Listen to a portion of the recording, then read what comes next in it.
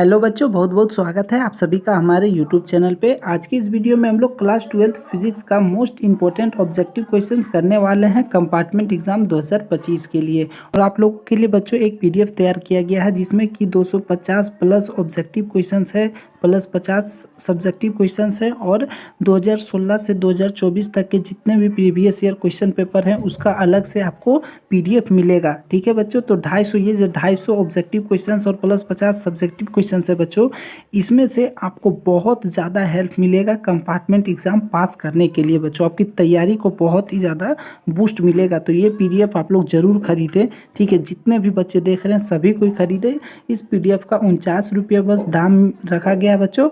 और आप लोगों को इस नंबर पे, ठीक है, इस नंबर पे आप लोगों को क्या करना है, व्हाट्सअप करना है। उसके बाद आपको पीडीएफ व्हाट्सअप में ही भेज दिया जाएगा। ठीक है बच्चों, चलिए अब हम लोग क्वेश्चन नंबर 1 से स्टार्ट करते हैं। देखिए क्वेश्चन नंबर 1 है, in a electric circuit the algebraic sum of currents meeting at a point is, यानी कि विद्युतीय परिपथ के किस बिंदु पर सभी धाराओं का बीजगणितीय योग 0 होता है।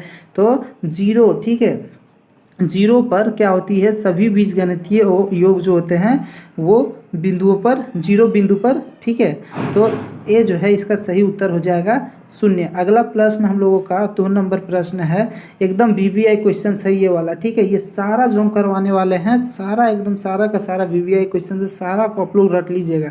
ठीक है, when an ammeter is shunted its measuring range, यानी कि जब किसी ए मीटर को शंटेड, ठीक है, यहाँ पर थोड़ा सा मिस्टेक हो गया, शंटेड किया जाता है तो इसकी माप सीमा, तो इसकी जो माप सीमा होती है वो क्या होती है, वो इंक्रीजेज होती है। क्या किया जाता है, जब एमीटर को शंटेड किया जाता है तो जो उसका जो मेजरिंग रेंज होता है वो बढ़ जाता है। क्या हो जाता है, बढ़ जाता है। तो बी इसका सही उत्तर हो जाता है, बढ़ जाती है। उसके बाद अगला क्वेश्चन है 3 नंबर हम लोगों का, the ratio of root mean square value and peak value of alternating current is, यानी कि प्रत्यावर्ती धारा के मूल्य मध्य वर्ग मान और इसके शिखर मान का अनुपात होता है। तो मूल्य मध्य वर्ग और का, यानी प्रतिवर्ती धारा में मूल्य और मध्य वर्ग का जो मान होता है उसका जो शिखर वो होता है 1/√2। ठीक है, 1/√2, तो इसका वो ए जो है सही उत्तर हो जाएगा। उसके बाद अगला क्वेश्चन 4 नंबर है, speed electromagnetic wave in free space, यानी कि निर्वात में विद्युत चुंबकीय तरंग की चाल होती है तो 1/√रूट under mu nought into epsilon nought. ठीक है, एकदम याद कर लीजिए, निर्वात में विद्युत चुंबकीय तरंग की जो चाल होती है 1/√अंडर mu nought into epsilon nought. ठीक है, उसके बाद अगला प्रश्न हम लोगों का 5 नंबर प्रश्न है, व्हेन अ रे of light passes from one medium to another medium, which of the following does not change, यानी कि प्रकाश की किरण जब एक माध्यम से दूसरी माध्यम में गमन करती है तो निम्न में से कौन नहीं बदलता है। तो आवृत्ति यानी कि फ्रीक्वेंसी, ठीक है, सूर्य का जो प्रकाश है यानी कि लाइट जो है, ठीक है, लाइट, वो बल्ब का लाइट हो या फिर किसी भी चीज़ का लाइट हो, वो जब एक माध्यम से दूसरे माध्यम में जाता है, मान लीजिए निर्वात में चल रहा हवा में फिर पानी में जाएगा ना लाइट, तो उसमें क्या होता है ना, उस समय आवृत्ति जो है वो चेंज नहीं होता, फ्रीक्वेंसी चेंज नहीं होता है। तो बी इसका सही उत्तर हो जाएगा।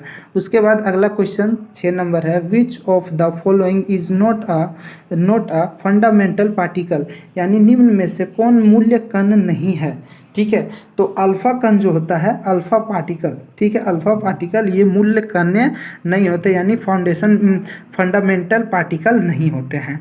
उसके बाद अगला क्वेश्चन है 7 number, in an atom electrons can revolve only in those orbits in which it's angular movement is integral multiple of, यानी परमाणु में इलेक्ट्रॉन केवल उन्हीं कक्षाओं में घूम सकते हैं जिनमें उसका कोणीय संवेग पूर्ण गुणज होता है। तो किस में घूम सकता है, तो सिर्फ इसका आंसर हो जाएगा h/2π। ठीक है, h/2π, तो 1 इसका सही उत्तर हो जाएगा। उसके बाद अगला प्रश्न हम लोगों का 8 नंबर प्रश्न है, ask temperature increase the resistance of a semiconductor, यानी ताप बढ़ाने के साथ अर्धचालक का प्रतिरोध। तो टेम्परेचर जैसे जैसे बढ़ेगा अर्धचालक का प्रतिरोध भी, अर्धचालक का जो प्रतिरोध होगा वो भी बढ़ेगा। ठीक है, तापमान टेम्परेचर बढ़ने पर यानी तापमान बढ़ने पर अर्धचालक का प्रतिरोध भी बढ़ जाता है। उसके बाद 9 नंबर क्वेश्चन है, radio wave are reflected from, यानी रेडियो तरंगे का प्रवर्तन होता है, रेडियो तरंगों का प्रवर्तन होता है, तो वो क्या होता है, बी और सी। ठीक है, बी और सी, तो डी जो है इसका सही उत्तर हो जाएगा। ठीक है, उसके बाद अगला प्रश्न हम लोगों का 10 नंबर क्वेश्चन है, an electric dipole of moment P is lying along a uniform electric field E, the work done is rotating the dipole by 90 degree is, यानी कि अपूर्ण पी वाले किसी विद्युतीय द्विध्रुव को समरूप विद्युतीय क्षेत्र ई के दिशा से 90 डिग्री से घूर्णित करने में किया गया कार्य होगा। ठीक है, 90 डिग्री पर जो किया जाएगा तो इसमें जो कार्य लगेगा वो होगा P इंटू में E। ठीक है, यानी कि C जो है इसका सही उत्तर हो जाएगा। उसके बाद अगला प्रश्न हम लोगों का 11 नंबर है, 3 capacitor each of capacitance C are connected in series, यानी एक सीरीज में कनेक्ट किया जा रहा है, their equivalent capacitance will be, यानी 3 संधारित्र जिनमें प्रत्येक की धारिता C है। ठीक है, प्रत्येक की धारिता जो है वो C है, कैपेसिटेंस यहाँ पर C हो जाएगा। ठीक है, श्रेणी क्रम में जोड़े जाते हैं, उसे श्रेणी क्रम में जोड़े जाते हैं, उनकी तुल्य धारिता क्या है, तो उनकी तुल्य धारिता हो जाएगी 3/C/3। ठीक है, क्योंकि 3 कैपेसिटर है तो 3/C/3, तो इसका जो आंसर 1 इसका सही उत्तर हो जाएगा। उसके बाद 12 नंबर क्वेश्चन है, as temperature increase the resistance of conductor, यानी कि इसमें जो होगा कंडक्टर में बढ़ता जाएगा। ठीक है, क्या हो जाएगा, टेम्परेचर इंक्रीज करेगा तो रेजिस्टेंस ऑफ कंडक्टर इंक्रीज। ठीक है, तो बी इसका सही उत्तर हो जाएगा। उसके बाद अगला प्रश्न है 13 नंबर, the number of turn in primary and secondary coil are respectively, यानी प्राइमरी कोयल जो है वो N1 है एंड सेकेंडरी N2। देन यानी कि किसी उच्चकीय ट्रांसफर में प्राथमिक एवं द्वितीय कुंडली में फेरों की संख्या क्रमशः है, तब क्या होगा, N1 जो है N1 से छोटा हो, N1 जो है छोटा होगा 2 से, यानी कि N2 जो है ग्रेटर देन N1 होगा। ठीक है, तो इसका जो बी सही उत्तर हो जाएगा। N1 जो है क्या होगा, N2 से छोटा।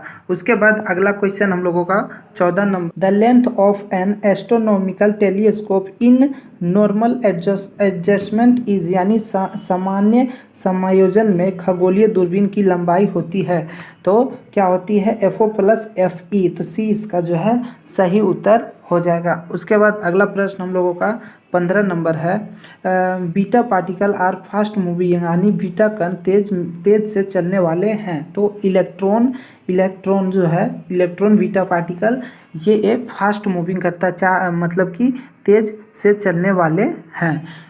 उसके बाद ए इसका सही उत्तर हो जाएगा इलेक्ट्रॉन। उसके बाद अगला क्वेश्चन हम लोगों का 16 नंबर है, the equivalent resistance of register in parallel combination, यानी कि समांतर समायोजन में प्रतिरोधों का कुल प्रतिरोध होता है, तो कुल प्रतिरोध जो होता है वो घट जाता है, यानी कि डिक्रीजेस होता है। ठीक है, घट जाती है।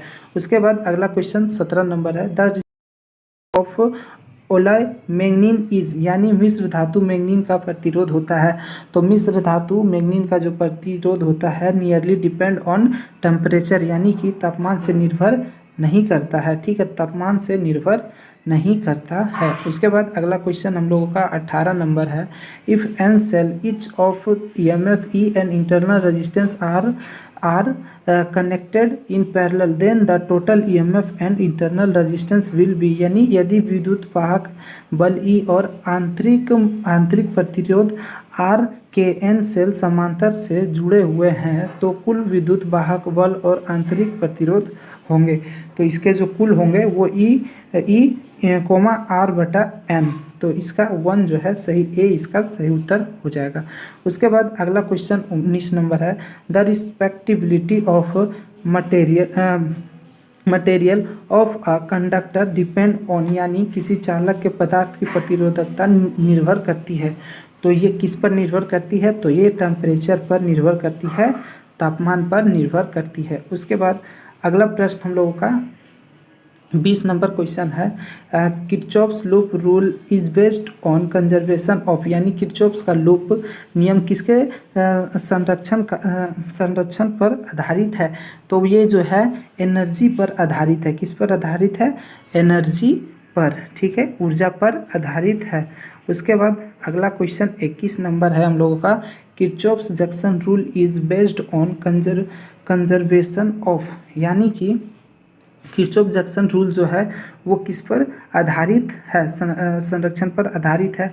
तो किरचॉफ्स रूल का जो है वो एनर्जी यानी कि ऊर्जा पर आधारित है, किरचॉफ्स संधि का नियम।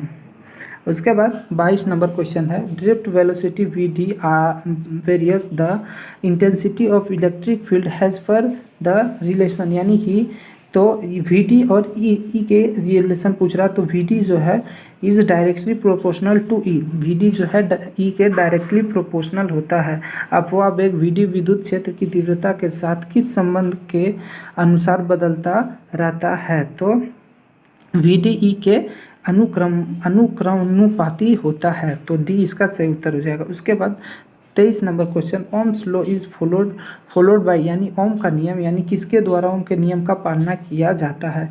तो ओम का जो नियम है वो कंडक्टर के द्वारा, ठीक है, चालक के द्वारा पालन किया जाता है, चालक पर। उसके बाद 24 नंबर क्वेश्चन है, the ray of light travelling from the rarer medium to denser medium, यानी जब लाइट एरर मीडियम से डेंसर मीडियम में आता है तो बेंडिंग टुवर्ड्स द नॉर्मल, यानी कि वो नॉर्मल की तरफ मुड़ जाता है, ठीक है, यानी कि प्रकाश की किरण विरल माध्यम से सघन माध्यम की ओर गमन करती है, तब वो क्या होती है? लंबवत की ओर झुक जाती है। तो इसका जो सही उत्तर बी हो जाएगा, सही उत्तर। उसके बाद अगला क्वेश्चन हम लोगों का 5 नंबर क्वेश्चन है, electromagnetic wave can be deflected by, यानी कि विद्युत चुंबकीय तरंग का विचलन हो सकता है। तो विद्युत चुंबकीय तरंग का जो विचलन होता है वो इलेक्ट्रिक फील्ड ओनली, ठीक है, यानी केवल विद्युत क्षेत्र के द्वारा विचलन होता है। तो अभी हमने टोटल 25 क्वेश्चंस किए हैं, ठीक है, और ये 25 क्वेश्चंस आप लोग कर लीजिएगा। हमने फिजिक्स का प्लेलिस्ट बना दिया है, वहाँ पर ढेर सारा फिजिक्स का जितना भी वीडियो डाले हैं वहाँ से आप जाके देख सकते हैं। फिर मिलेंगे नए वीडियो में, तब तक के लिए धन्यवाद।